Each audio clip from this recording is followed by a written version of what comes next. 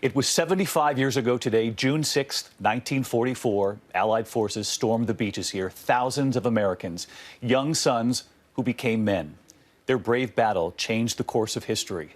President Trump and the First Lady, with French President Emmanuel Macron and First Lady Brigitte Macron, standing above Omaha Beach, where thousands came ashore.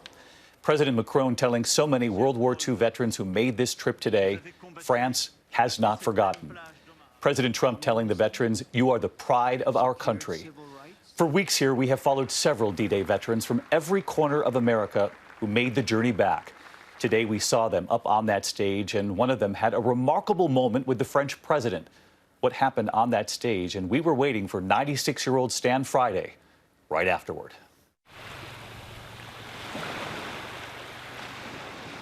They were determined to make the journey back. The American World War II veterans who were here on D-Day, returning to the beaches hand in hand, perfect strangers, saying thank you. Thank you. Thank you. Thank you for everything you guys did for our service. Thank you. But today, that gratitude came from world leaders. The President of France, Emmanuel Macron, the First Lady Brigitte Macron, landing here to thank the Americans, the Allied troops, for liberating France. Greeting President Trump and First Lady Melania Trump, the two world leaders would take to the stage with those World War II veterans. Among them, so many of the veterans we have followed. President Macron walking up to Stan Friday from Pennsylvania. President Trump with Vincent Unger from Florida. Moments later, it was the French president shaking Vinny's hand. President Trump greeting Jack Claiborne from Tennessee. And there was Harold Himmelsbach on the left, based in Yakima, Washington. And when the crowd gathered here, saw the veterans' faces on those big screens, the swelling applause, and then the standing ovation.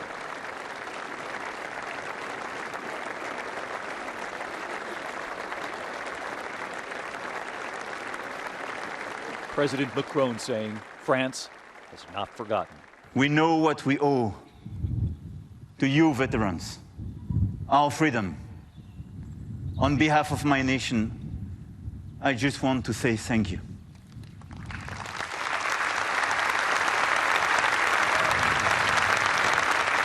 And President Trump, who singled out so many of the World War II heroes on hand, telling them this. You are the pride of our nation. You are the glory of our republic. And we thank you from the bottom of our hearts.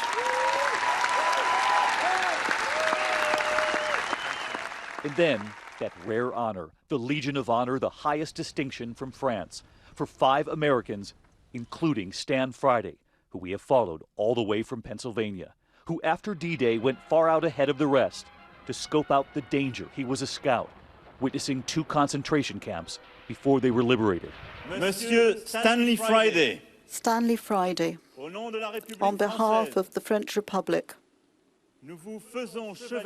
I award you the distinction of Knight of the Legion of Honor.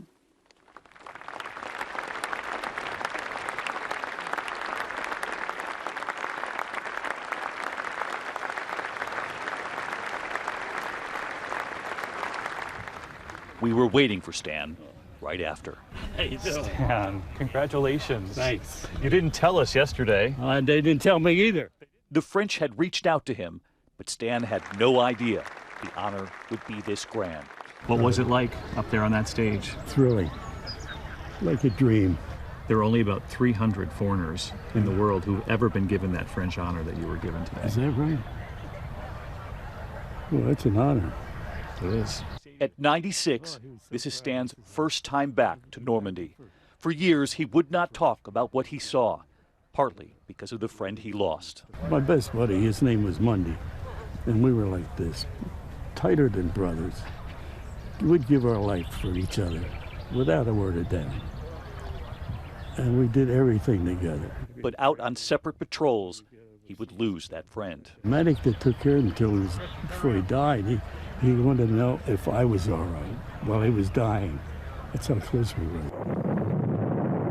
Stan remembering the brother he lost, honoring the fallen. Looking out over Omaha Beach, the 2 presidents and the first ladies, and the flyover. And for Stan, this day and his new medal is for all of the brothers they lost. The medal part is for the guys that's out there. They're the heroes. I'm the standby. They're the heroes. Every one of these men right I here. represent them.